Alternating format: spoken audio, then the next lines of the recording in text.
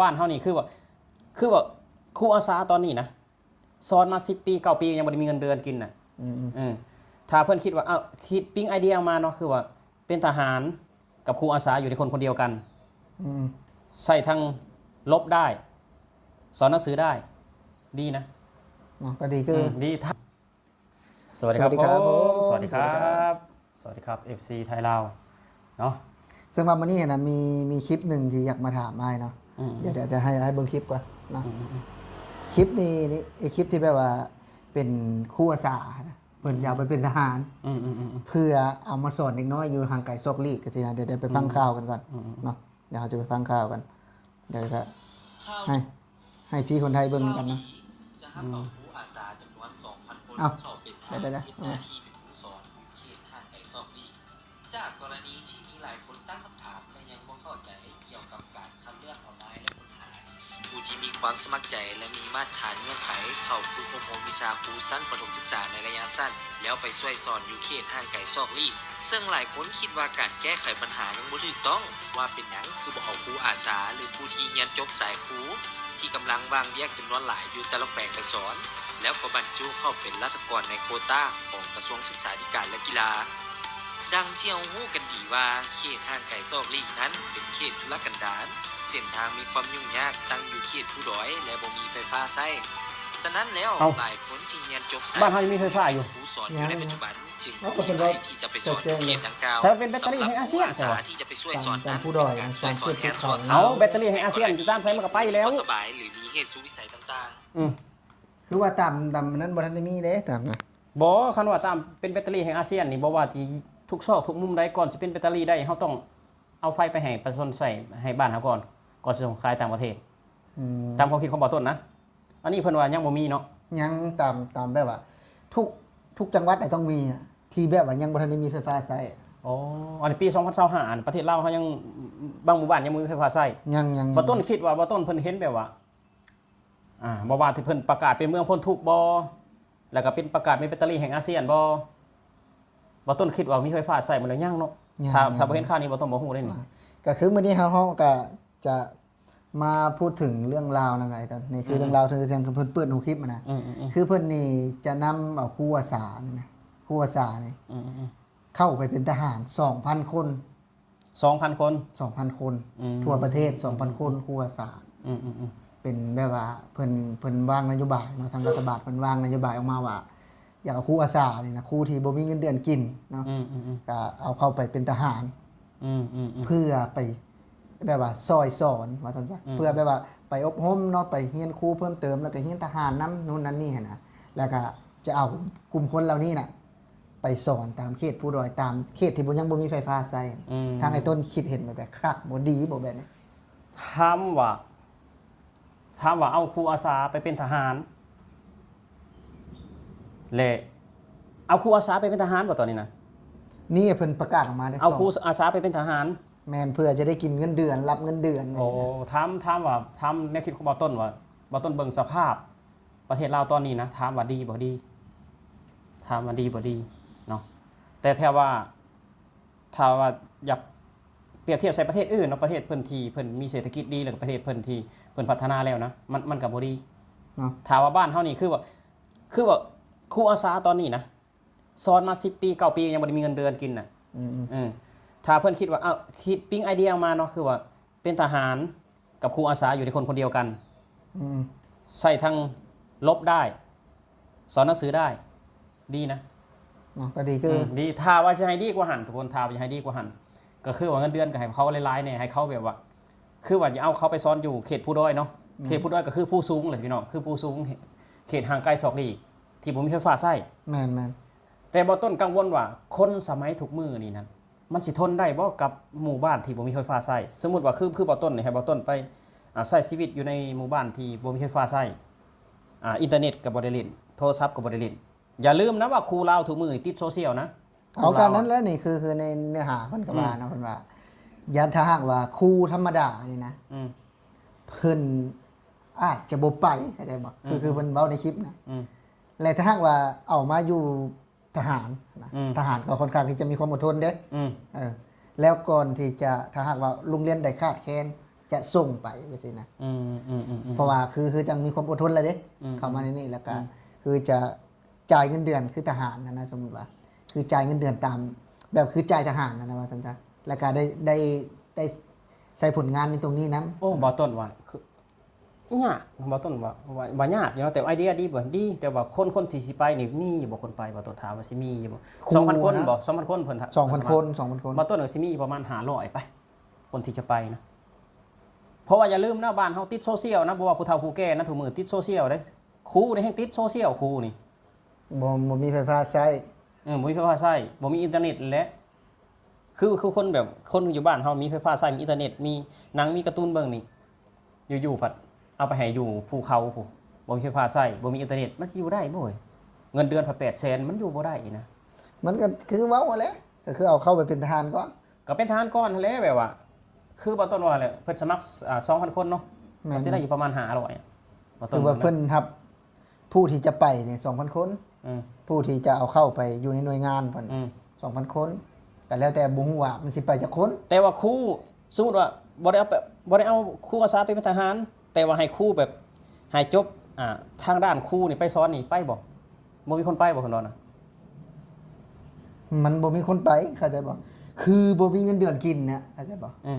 เข้าใจบ่หนึ่งปัญหาเพิ่นจะแก้ปัญหาตัวนี้ คือบ่ยังไม่มีเงินเดือนกินนะครูอาสาก็คือไม่มีเงินเดือนกิน ไปอยู่บ่มีไฟฟ้าเนาะแม่นบ่แบบว่าเน็ตก็บ่ได้เล่นมันหยังนู่นนั่นนี่บ่มีเข้าใจบ่แต่ถ้าเอาเข้ามานี่คือจะมีเงินเดือนกินปกติเข้าใจบ่เข้าใจบ่คือจะจ่ายตรงนี้แล้วก็คือได้สอนได้ทั้งฝั่งนู้นฝั่งนี้นะคือครูกับปกติก็มีอยู่แล้วตามเขตผู้ดอยนะแต่ถ้าหากว่าครูเหล่านั้นนะลาออกก็คือจะเอาครูใส่อยู่ทหารที่เป็นสายครูเนี่ยมันจะเอาไปทดแทนนะประมาณนี้นะ ถามว่า มันดีบ่ดีนะทุกคนหลายประเทศก็เฮ็ดอยู่นะแบบนี้หลายประเทศเฮ็ดอยู่คืออยู่ประเทศไทยกันเนาะคืออยู่ประเทศไทยเพิ่นก็คือเอาตำรวจตชดนะสอนแบบว่าเขตห่างไกลโชคดี อ๋อ แต่มันบ่ได้มีหลายปานนั้นมันก็มีแบบเล็กๆน้อยๆคือครูตชดเนาะคือว่าครูตำรวจตระเวนชายแดนตำรวจตระเวนชายแดนเป็นครูจะไปสอนอยู่บนที่ราบสูงเนาะภูเขาหรือว่าห่างไกลโชคดีจากตัวเมืองก็มีอยู่นะแต่ว่าเพิ่นบ่ได้ประกาศแบบหลายคนปานนี้นะ อ๋อ แบบว่า อันนี้ก็หรือว่าเพิ่นเอาแนวทางแต่คนไทยบอกคนไทยมีเลยนะ ตามแนวทางก็ต้องเบิ่งได้ว่าเงินเดือนเขามันพอกินบ่สมมุติว่าให้เป็นทหารพร้อมไปสอนพร้อมนี่เงินเดือน800,000เขาก็บ่ไหวได้ บอกแล้วก็สมมุติว่าก็คือเพิ่นเว้าเนี่ยเพิ่นก็สมมุติว่าอยู่สมมุติว่าไปสอนแล้วก็คือสอนอย่างเดียวเด้ก็บ่ได้มาอยู่ในตรงนี้หลังจากที่ถ้าหากว่าหมดหน้าที่ตรงนั้น ก็คือจะมาตรงนี้ต่อนะฮะคือเฮาก็ได้เบิ่งตามข่าวได้เบิ่งเพราะว่าบ่แม่น YouTube บ่แม่นช่องน้อยๆนะก็คือเป็นของ เพจใหญ่เลยล่ะ เพจใหญ่แล้วก็เป็นมีเอกสารทักแน่นะ เอาก็ติดตามตอนต่อไปทุกคนถามว่าดีบ่ดีนะแต่ถ้าว่าอยากให้ดีกับบ่ต้นอยากให้เพิ่มเงินเดือนให้เขาแบบว่า เขาไปอยู่บ่อนลำบากแล้วเนาะก็อย่าให้ปากท้องเขาลำบากบ่แม่นว่าสิเป็นทหารแล้วอดทนแบบกินเผือกกินมันบ่ได้ต้องให้เขากินเต็มที่เลยเนาะสมมุติว่าสมมุติว่าส่งครูไปสอนอยู่บ่อนห่างไกลศอกหลีกหรือว่าที่ราบสูงเนาะสมมุติว่าเงินเดือนครูอยู่ในเมืองนี่2ล้านซะ ก็ต้องให้เขา2ล้าน5 3ล้าน ให้เขา5ล้านเลย ให้เขา5ล้าน ให้เขา5ล้านเลยถ้าอยากเฮ็ดแท้นะถ้าอยากพัฒนาคนแท้นะ บ่ได้ไอ้ตัว เป็นหยังบ่ได้ อ้าวคนที่ไปสอนน่ะมันมีอยู่เข้าใจบ่แต่มันเป็นหยังครับเพิ่นจังบ่อยู่เพิ่นบ่ได้เงินเดือนเข้าใจบ่ครูอาสาเข้าใจบ่ได้ ครูอาสาบ่ได้เงินเดือน อ้าวครูอาสาที่ไม่มีเงินเดือนเข้าใจบ่ และอย่าเอาครูอาสาเนี่ยมาเข้ามาเป็นทหารก่อน เอาเข้ามาเพื่อให้พวกนี้ได้มีเงินเดือนกินเข้าใจบ่ความคิดนะไม่ใช่ว่า มันมีอยู่คนไปแต่เขาออกเพราะว่าเขาอยู่ไม่ได้เงินเดือน อ๋อ คือบ่แม่นว่าคนที่มีเงินเดือนอยู่แล้ว คือคนบ่มีเงินเดือนเข้าใจบ่ที่เพิ่นจะเอาไปนี่นะ ว่าง่ายๆก็คืออยากลดปริมาณครูอาสาแบบนี้นะ ก็บ่ฮู้ อยากลดปริมาณครูอาสาคือว่าประเทศลาวคือแบบคือเฮาฮู้นะทุกคนบ้านเฮามันงบมันน้อยเนาะงบมันน้อยเงินเดือนครูเงินเดือนทหารก็น้อยนะทุกคนถ้าเปรียบเทียบใส่ประเทศอื่นที่เพิ่นพัฒนาแล้ว คือประเทศอื่นถ้าได้เป็นทหารแล้วก็โอ้โหกุมอยู่กุมกินแบบว่า มีรถรู้ว่าไงซะรถรู้ครับรถ Honda รถ Isuzu D-Max ครับเนาะแต่ว่าบ้านเฮาคือทหารก็คือแบบ หาเลี้ยงใส่ท้องก็ยังบ่อยากพอเนาะ แม่นคันผู้ใดบ่เฮ็ดธุรกิจส่วนตัว แม่น เนาะก็บ่ได้ผู้ใดบ่ค้าขายทำมามันหยังเฮ็ดหยังก็แล้วแต่นะผู้ใด แม่น อยู่แต่ณตรงนั้นน่ะนะก็คือก็จะบ่ได้มีรถขับบ่ได้มีกระบะมีหยัง บ่มีแบบหายากนะแบบว่า คนทหารบ้านเฮาเนี่ยมีรถนะหายากนะ แม่น ถ้าพ่อแม่บ่มีเงินอะไรนะ ๆแม่น คืออยู่ในประเทศไทยคือว่าถ้าอะไรเป็นทหารแล้วทุกคนคือว่าพ่อแม่เนี่ยเข้าโรงพยาบาลฟรีเมียก็เข้าโรงพยาบาลฟรีลูกก็เข้าโรงพยาบาลฟรีนะอยู่ในประเทศไทยอ่ะคือแบบว่ารับราชการทหารนี่คือแบบกุ้มทั้งครอบครัวพ่อแม่ลูกเมียเนาะนี่มันก็คือแบบว่า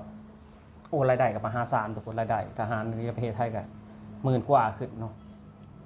นี่แหละจึงแบบว่าบ้านเพิ่นจึงว่าอยู่ได้นะคือแบบว่าอยากให้อาสาครูอาสาไปเป็นทหารก็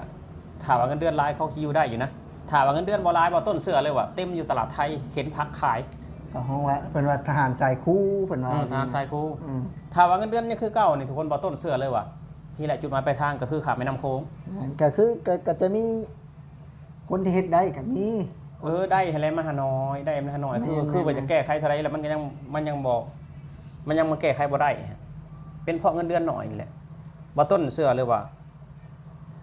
ให้เงินเดือนเขาหลายๆเนาะอยู่ไสก็ส่งไปอยู่ห้องห่างใกล้ก็ส่งเลยอีกหรือว่าที่รับสูงก็ส่งไปเลยเงินเดือนเขาหลายเขาอยากไปนะเขาอยากเฮ็ดนะเพราะว่าเฮ็ดแล้วใจเขามักแล้ว แต่เขาเลี้ยงครอบครัวเขาได้อีกคือว่าเอาคือเขาเฮ็ด YouTube เนี่ยเอาง่ายๆซะคือเฮ็ด YouTube นี่